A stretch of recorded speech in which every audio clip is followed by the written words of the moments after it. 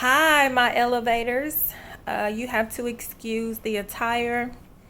My lipstick that's eaten off because I've been chewing on my lips. I've been reading and taking some notes and just kind of doing me on this beautiful Monday afternoon. It is approximately 8 o'clock my time, and something just hit me. And I was like, I've got to share this with my elevators. So I have been thinking about what it is that I truly needed when I left the church. What was I looking for? What was I searching for? What was the deficit? Where was the void? Why did I feel, so empty? Why did I feel like I had been praying and tithing and wearing my good clothes and being suited and booted, going to this place, going to this physical building as I had been taught?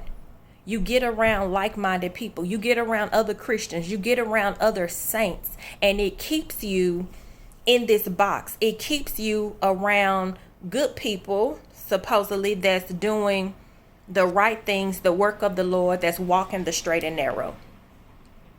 So I thought about that. When I started thinking about the void and the things that I wanted and needed, I wanted to be understood. I wanted to be heard. I did not want to be judged. I wanted to be loved unconditionally. I wanted to be supported. I wanted to be cheered on.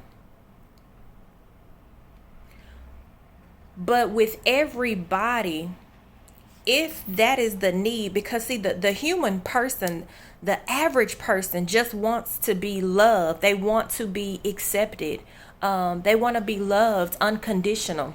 So with that, how can we, now this is just my thinking and my rationale, how can we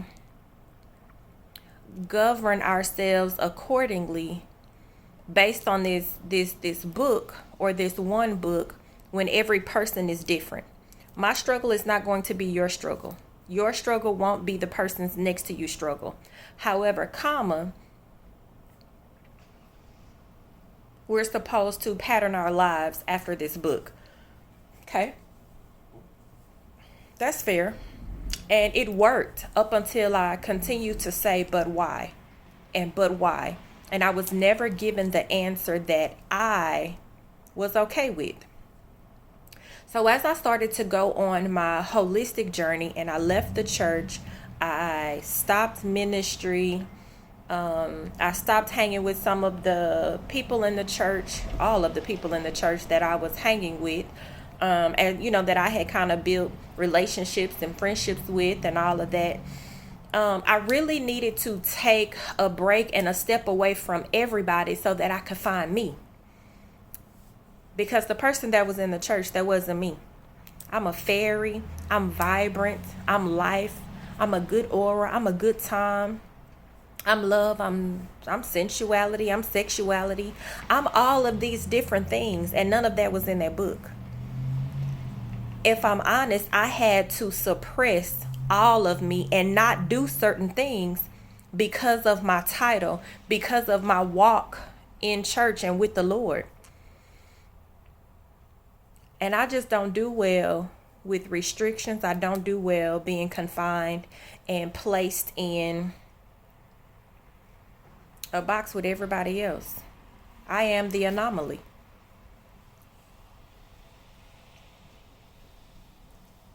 Knowing that I'm different, I understood that it was going to be something different that spoke to me. So I decided to go down a holistic, metaphysical path where life, beliefs, love, energy, aura, sexuality, sensuality, none of it was outside of me. The path that I'm on now teaches me that everything I need lives within me. I don't have to wait on it. It's not going to fall out the sky. I don't have to pray certain prayers in order for things to come to me.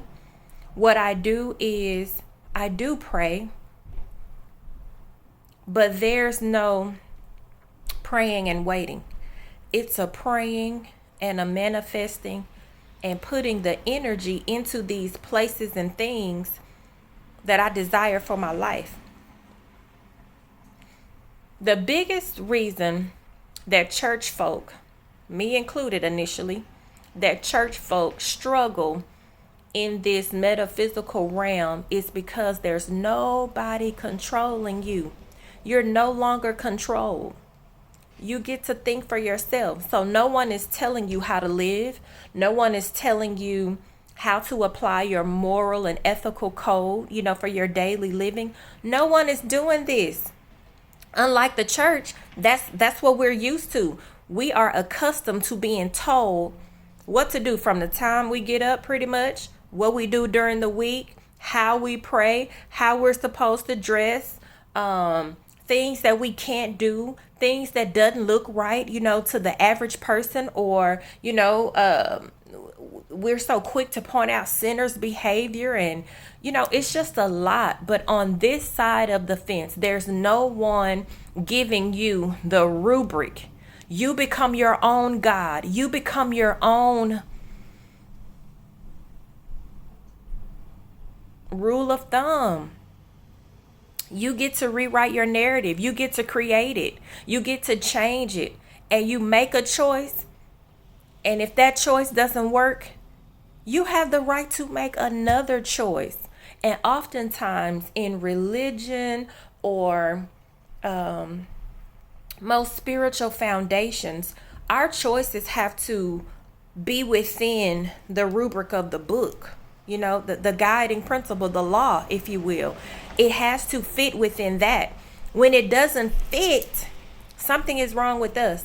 So now here it is, people, sinners, or, your saints are now ostracized. You feel bad for being different. You feel bad for liking certain things. We spend so much time trying to suppress who we really are or things that we're curious about, just because of the perception and what it won't look like. But I am here to tell you the greatest experiences or the greatest lessons that I have learned has been through experience.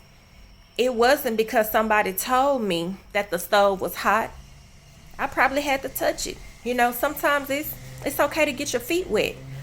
It's okay for you to desire certain things and experience, certain things. That's okay. But the purpose of this video is just to kind of communicate my journey. And when I left the church and kind of the things that I was going through, some of my thoughts, will I have the same friends? Will I be loved? Will I be tolerated? Will I be understood? Will I be supported? What am I going to do? But at some point or another, I knew that getting dressed up, going to this place was not fulfilling to me. And I was surrounded by other sick people, other dependent people that needed to be controlled and told what to do. So at this point of my life, I'm totally free. I'm free in me. I'm free in all aspects of me, from my sensuality, sexuality, my belief system, the places that I go, the things that I do, the people that I have around me, the thoughts that I have. I am not the type of person that says, you don't think about that. Throw that away. No. On this side of the fence, we sit in things. We don't wallow. We sit in it. We feel it. Because you can't heal from anything that you won't feel. You got to feel in order to process and put one foot in front of the other. So with that, if you are in transition or the church is no longer fulfilling to you, or you have so many questions about religion and spirituality, just ask yourself some of those questions. Am I being fulfilled? Why am I staying here? Am I afraid that I will be thrown away? Will I be supported in my decision? Do I have a support system if I was to walk away from the church? And what is it that I'm looking for? When we begin with the end in mind, we can now craft a path to get there. But we first got to know where we're going. You got to know where you're going. What's the ultimate goal? For me, I wanted freedom. I wanted true autonomy. I no longer wanted to be bound. I did not want to be enslaved by tradition. I hate it. I despise it. I can't do it. So with all of that, I encourage you to question what you're doing, how you're doing it. Are you being fulfilled? Are you liking where you are in life, in your spirituality, in your walk? When you get up in the morning, how do you feel? And what are you doing and saying to help get you out of the bed?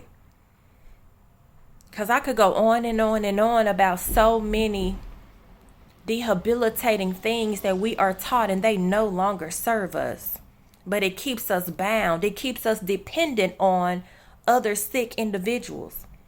So if you are in the business or wanting to free yourself, start with some of those questions. Begin with the end in mind so that you can cultivate a journey, a path, and a space, and a walkway, and a roadmap for you. My choices and my selections on my path may not be yours, and that's okay. But find your own. No one, it's not fair for someone to tell you what path you're supposed to take. That's their life, and that's what worked for them, and that's what they may know, but that may not be what worked for you. So I encourage you to truly, truly, truly find you. Where are you in all of this? Does it make sense to you? Do you like it? Does it feel good? Are you learning anything? Do you have any valuable experiences? Is this the life or the lifestyle or the path that's helping you to become your highest self? That's the reason we're here, to become our highest self, for elevation. This is the elevate movement. The purpose is to put one foot in front of the other, to move in an upward and onward direction, not to be stagnant as most of us church folk are and were. You understand? So with that, until my next video, I just want to challenge you guys to go deep, deep, deep within. Am I stuck in tradition? Am I really trying to find me? Get those answers for yourself. Answer those questions for you. They are so important. So very important. But until the next video, I will see you guys. Maybe by the end of the week, I'll have another nugget to drop. But I love you guys. Thank you so much for listening to me, listening to my heart, feeling my heart, experiencing some of the things that I have experienced by actual experience. So I will be in touch. You guys have a good night.